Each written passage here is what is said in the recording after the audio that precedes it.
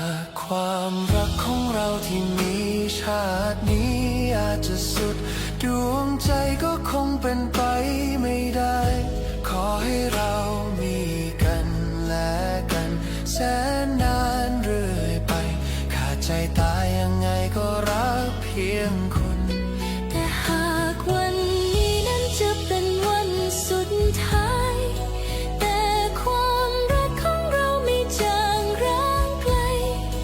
รักนิรันดร์ยังอยู่แล้วคานแสนนานเรื่อยไปขาดใจตาย